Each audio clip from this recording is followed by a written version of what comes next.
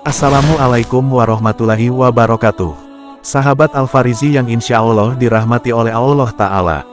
Kali ini kita akan bahas kisah Abu Dujanah yang membuat Rasulullah menangis. Namun sebelum lanjut, jangan lupa dukung channel Al-Farizi dengan cara klik tombol subscribe, like, komen, dan share, supaya tidak ketinggalan cerita Islami dari channel Al-Farizi.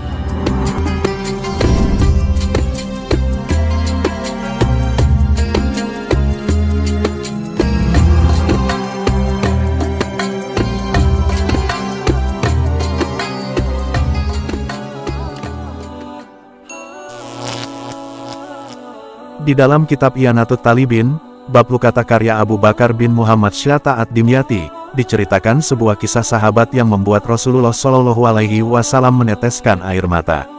Adalah Abu Dujanah radhiyallahu anhu, sahabat Nabi dari kabilah Khazraj yang membuat Rasulullah menangis. Selain dikenal pemberani di medan perang, Abu Dujanah juga seorang yang sangat menjaga diri dan keluarganya dari perkara haram. Suatu hari, usai sholat subuh berjamaah bersama Rasulullah, Abu Dujanah selalu terburu-buru pulang, tanpa mengikuti doa ba'da sholat yang dipanjatkan Rasulullah. Kemudian Rasulullah mencoba mencari tahu penyebab kebiasaan Abu Dujanah itu. Wahai Abu Dujanah, apakah engkau tidak memiliki permintaan yang perlu engkau panjatkan ke hadirat Allah, sehingga engkau sering meninggalkan masjid sebelum aku selesai berdoa? Tanya beliau. Abu Dujanah menjawab, "Begini Rasulullah," kata Abu Dujanah memulai ceritanya. "Rumah kami berdampingan persis dengan rumah seorang laki-laki. Di atas pekarangan rumah milik tetangga kami ini, terdapat satu pohon kurma menjulang, dahannya menjuntai ke rumah kami. Setiap kali ada angin bertiup di malam hari, kurma-kurma tetanggaku itu saling berjatuhan, mendarat di rumah kami. Ya Rasul, kami keluarga orang yang tak berpunya.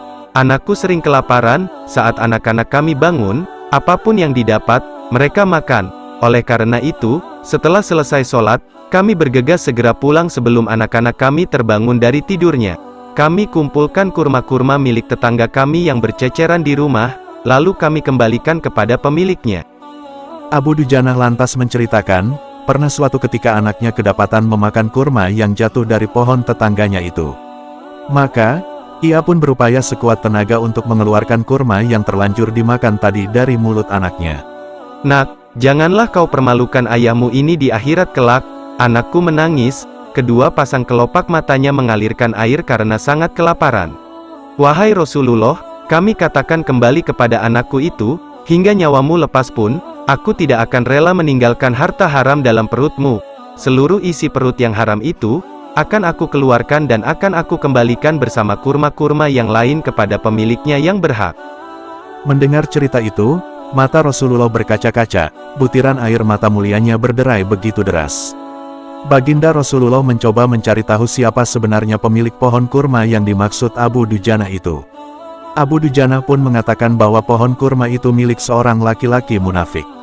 Rasulullah langsung mendatangi pemilik pohon kurma yang diceritakan oleh Abu Dujanah. Rasul lalu mengatakan, "Apa bisa engkau menjual pohon kurma itu? Aku akan membelinya dengan pohon senilai 10 kali lipat. Pohon itu terbuat dari batu zamrud berwarna biru, disirami emas merah, tangkainya dari mutiara putih. Di situ tersedia bidadari yang cantik jelita sesuai dengan hitungan buah kurma yang ada." Kata Rasulullah menawarkan. Laki-laki munafik ini lantas menjawab dengan tegas, "Saya tidak pernah berdagang dengan memakai sistem jatuh tempo. Saya tidak mau menjual apapun kecuali dengan uang kontan dan ingin dibayar saat ini juga." Tiba-tiba Abu Bakar As-Siddiq datang. Lantas berkata, "Ya sudah. Aku beli dengan 10 kali lipat dari tumbuhan kurma milikmu yang jenisnya tidak ada di kota ini atau lebih bagus jenisnya." Si munafik pun kegirangan sembari berujar, "Ya sudah, aku jual." Abu Bakar menyahut, "Bagus, aku beli." Setelah sepakat, Abu Bakar langsung menyerahkan pohon kurma itu kepada Abu Dujanah. Rasulullah kemudian bersabda, "Hai Abu Bakar, aku yang menanggung gantinya untukmu." Mendengar sabda Nabi itu, Abu Bakar bergembira bukan main. Begitu pula Abu Dujanah, sedangkan si munafik berjalan mendatangi istrinya, lalu menceritakan kejadian yang baru saja ia alami. "Aku telah mendapat untung banyak hari ini, aku dapat 10 pohon kurma yang lebih bagus, padahal kurma yang aku jual itu masih tetap berada di pekarangan rumahku. Aku tetap yang akan memakannya lebih dahulu dan buah-buahnya pun tidak akan pernah aku berikan kepada tetangga kita itu sedikit pun." Pada malam hari, saat si munafik tidur, dan bangun di pagi harinya, tiba-tiba pohon kurma yang ia miliki berpindah posisi, menjadi berdiri di atas tanah milik Abu Dujanah, dan seolah-olah tak pernah sekalipun tampak pohon itu tumbuh di atas tanah si munafik. Tempat asal pohon itu tumbuh, saat ini rata dengan tanah, ia keheranan tiada taraf. Demikian kisah sahabat dan pohon kurma yang membuat Rasulullah menangis. Hikmah yang kita petik dari kisah ini adalah kehati-hatian para sahabat menjaga diri dan keluarganya dari makanan yang haram.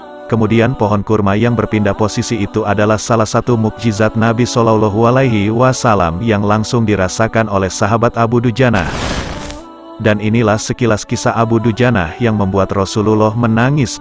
Dari kisah ini bisa kita ambil hikmahnya, ayah yang tak ingin anak dan keluarganya memakan barang yang haram, walaupun dia harus rela kelaparan. Semoga kita termasuk orang yang soleh dan solehah, yang selalu menjaga makanan yang kita makan dari hasil yang haram. Wallahu alam bisawab. Wassalamualaikum warahmatullahi wabarakatuh.